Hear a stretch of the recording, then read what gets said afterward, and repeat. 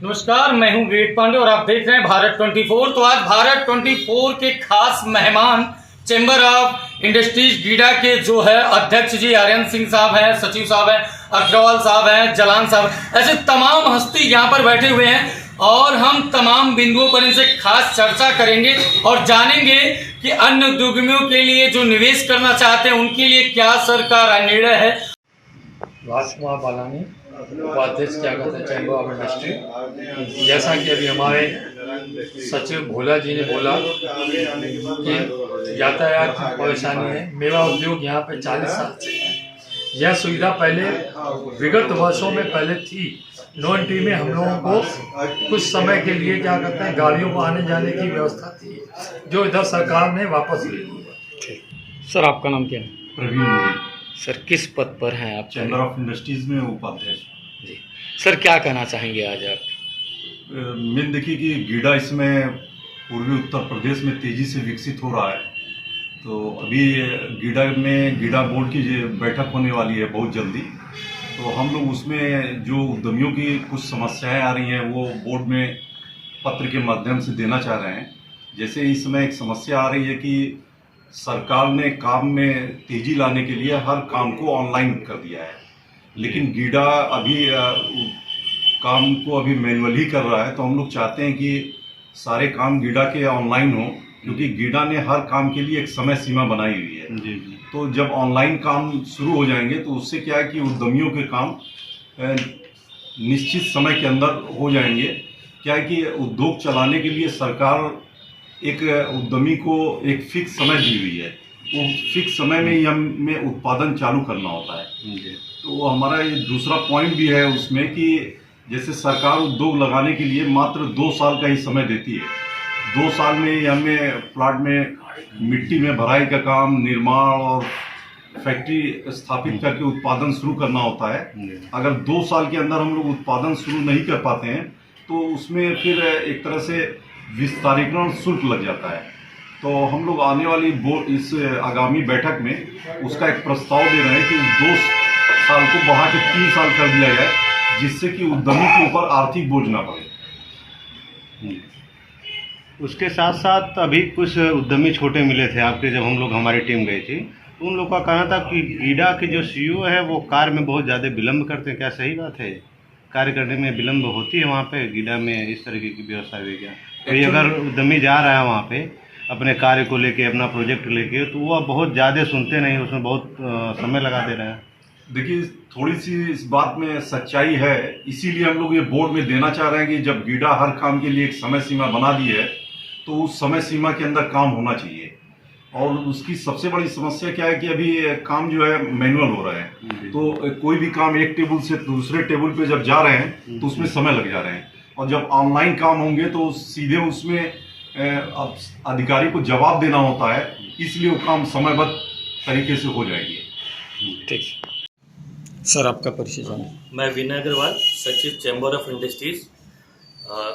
GIDA allotment को लेकर के क्या राय आपकी है सर? ये काफ़ी वर्षों बाद ऐसा दिखा कि गीडा ने जो प्लॉट्स की सूची जारी की है और जिसमें लोगों को आमंत्रण दिया है, उसमें गोरखपुर के अलावा बाहर से भी काफ़ी लोग उत्साहित हैं उद्योग लगाने के लिए।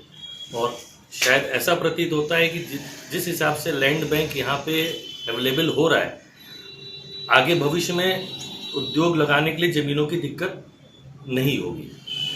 बाकी गीडा का इंफ्रास्ट्रक्चर, जैसा कि हमारे अध्यक्ष महोदय ने भी कहा, और जब से मुख्यमंत्री योगी आदित्यनाथ जी की होने की वजह से काफ़ी तेज़ी से विकास हो रहा है और समय समय पे वो इस विकास की चर्चा भी करते रहते हैं। और इस चीज़ का सभी उद्यमियों को और गोरखपुर को इसका काफ़ी फायदा होने वाला है। सर, आपका परिचय जान लेते हैं। मेरा नाम आकाश जलान है और मैं चैम्बर ऑफ इंडस्ट्रीज़ का महासचिव हूँ। सर, क्या कहना चाहेंगे आज आप? मैं चैम्बर ऑफ इंडस्ट्रीज़ के बारे में बताना चाहूँगा कि हमारी 40 वर्ष पुरानी संस्था है और हमारे करीब 250 के लगभग मेंबर हैं। और इसमें हम लोग क्या करते हैं कि जैसे जो नए मेंबर आ रहे हैं उनको कोई चीज़ की जानकारी नहीं होती है, तो कैसे उनको अपना प्रोजेक्ट लगाना है, किस डिपार्टमेंट से कैसे क्या काम होना है, वो उनका प्रयास करते हैं। या फिर जो इकाइयाँ चल रही हैं में तमाम तरह की रेगुलर विभागीय समस्याएं आती हैं। तो तमाम जैसे डीएम के साथ मीटिंग होती है मंथली, कमिश्नर साहब के साथ 2 महीने में एक बार बैठक होती है, तो उन सब बैठकों में उन मुद्दों को उठा के उनकी मदद करते हैं हम लोग। और विभिन्न विभागों के साथ सेमिनार करा के, इस तरह के वर्कशॉप करा के उन लोगों को प्रशिक्षित करने का भी काम करते हैं अपने उद्यमियों को। कि कुछ ऐसी फैक्ट्रियां हैं कि जिस पे न तो कोई बोर्ड है या उनके वहाँ क्या प्रोडक्शन हो रहा है, इस तरह का कोई मतलब बाहर चस्पा नहीं दिखता है। इस पे क्या कहना है? नहीं, ये समस्या पहले भी आई है। हम लोग प्रयास करते हैं अपने यहाँ से। कई जगह तो हम अपने मेंबर्स के यहाँ पीछे खुद पेस्ट कराए, अपने चैम्बर का लोगो पेस्ट कराए, उनका नाम, उनका क्या प्रोडक्ट है। जीएसटी विभाग भी इस तरह के नोटिसेस देता है कि आप अपने फैक्ट्रियों का नाम लिखिए, पर अभी भी तमाम ऐसी यूनिटें, कुछ यूनिटें बंद हो गई हैं, कुछ किराए पे चल रही हैं। इस तरह कुछ यूनिटें हम मानते हैं आपकी बात कि इस तरह की कमियां हैं, उसको दूर कराया जाएगा। सर और क्या कहना चाहेंगे गीडा को लेकर के, और क्या गीडा के बारे में मैं थोड़ा सा पीछे भी बताऊं आपको। गीडा की स्थापना 1991 में हुई थी, लगभग 32 वर्ष पूर्व। स्थापना के 25 वर्षों तक, 25 वर्षों के आधे समय तक यहाँ कोई मुख्य कार्यपालक अधिकारी नहीं रहा, एडिशनल से काम चलता रहा। 25 वर्षों के आधे समय तक एडिशनल से काम चलता रहा, इसलिए गीडा का स्पीड जो है विकास का वो बहुत धीमा रहा। वैसे पिछले 6 वर्षों से 7 वर्षों से, जब से माननीय मुख्यमंत्री हमारे योगी आदित्यनाथ जी ने मुख्यमंत्री का चार्ज संभाला है, तब से गीडा में तेज़ी से विकास हो रहा है। और उस विकास के लिए हम ये कह सकते हैं, आपको बता सकते हैं कि यहाँ गोरखपुर का ओडीओपी टेराकोटा और रेडीमेड गारमेंट है। इस रेडीमेड गारमेंट को बढ़ाने के लिए वहाँ गीडा में एक रेडीमेड गारमेंट पार्क बन गया है, और छोटे इंडस्ट्रीज़ के लिए वहाँ एक फ्लैटेड फैक्ट्री जिसमें बना के छोटी छोटी यूनिटों के लिए, उद्यमियों के लिए दिया जाएगा। प्लास्टिक पार्क का निर्माण अभी हुआ है, बाकी सीटीपी बनने की स्थिति प्रारंभ होने वाली है। लिंक एक्सप्रेस वे पर उद्योगों के लिए औद्योगिक कॉरिडोर बनाया जा रहा है। यह सब देख के यह कोई भी कह सकता है कि हाँ, विकास बहुत तेज़ी से हो रहा है। अब यहाँ गैलेंट स्टील, अभी जो यूनिटें चल रही हैं, अंकुर स्टील, आईजीएल और क्यान इंडस्ट्रीज, बड़ी इंडस्ट्री आ रही है। अभी ये लगने वाली इसका भूमि पूजन हुआ है। वरुण बेवरेज, पेप्सिको, तत्वा प्लास्टिक, सीपी मिल, कई प्रोसेस यूनिटें, 2-3 प्रोसेस की, कपड़े की प्रोसेस की यूनिटें आ रही हैं, जिससे अब यहाँ निवेश भी हो रहा है। निवेश के साथ साथ रोजगार भी बढ़ेगा। अभी हमारे यहाँ करीब हमारे यहाँ 15,000 एम्प्लॉइज़ काम कर रहे हैं, और आने वाले दिनों में जब ये संख्या 800 इकाई चल रही है, जब ये संख्या 1000 के ऊपर पहुंचेगी तो ये कम से कम 25,000 लोगों को यहाँ रोजगार मिलेगा। सर और गीडा में इस तरीके से आपने बताया है, बहुत सारी जानकारी आपने हमें दिया भी है।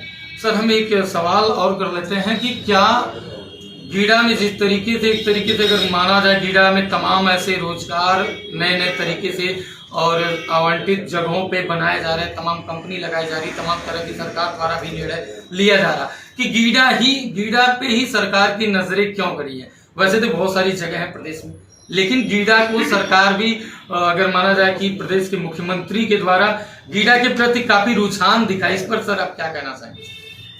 देखिए, 2 तरीके पूरे प्रदेश में जो इंडस्ट्रीज लगी हुई हैं, या तो उसको यूपीएसआईडीसी चलाता है, या तो 3-4 अथॉरिटीज़ हैं, जैसे नोएडा है, ग्रेटर नोएडा है, गीडा है, बीडा है, सीडा है, ये 4-5 हैं।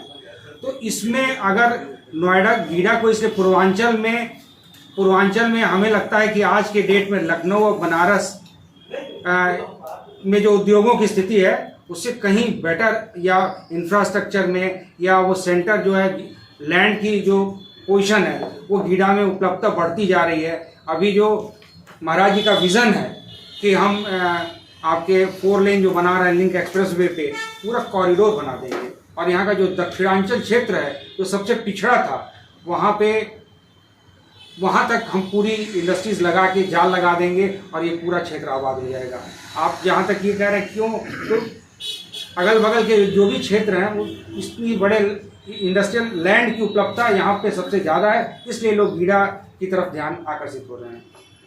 और सर आप अपने उद्योगियों के लिए क्या कहना चाहेंगे हमारे चैनल के माध्यम से? उनके लिए क्या आपके पास विशेष ऑफर, कोई विशेष बिंदु हो जो आप बताना चाहते हो?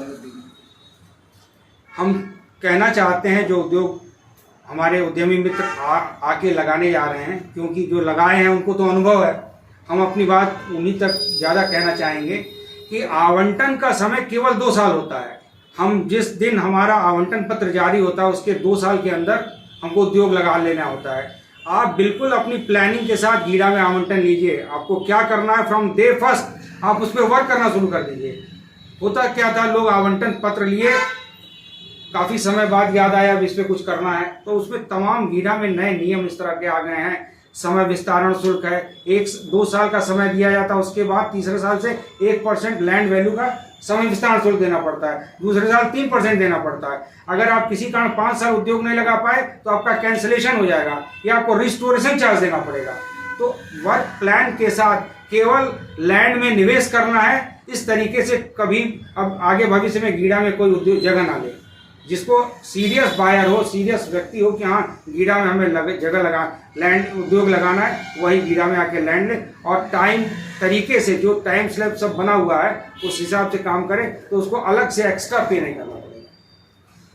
तो आपने देखा जिस तरीके से चेंबर ऑफ इंडस्ट्रीज के अध्यक्ष आर्यन सिंह साहब ने बहुत सारे बिंदुओं पर यह साफ कर दिया है कि कोई भी उद्योगमी हो, चाहे बाहर के हो चाहे लोकल के, उनकी जो समस्याएं पहले थी अब नहीं रहेंगी, क्योंकि अब जो निर्णय उद्योग के जो उद्योगमी हैं उनका जो विषय था उस विषय पे निर्णय विभाग के द्वारा माना जाए या फिर जो संगठन जो है सर का संगठन के द्वारा, यानी सारे विषयों पर निर्णय तत्काल लेने की तैयारी में आर्यन साहब जुटे हुए हैं। और सचिव साहब ने भी साफ कर दिया, अग्रवाल साहब ने साफ कर दिया। बहरहाल आज के लिए बस इतना ही।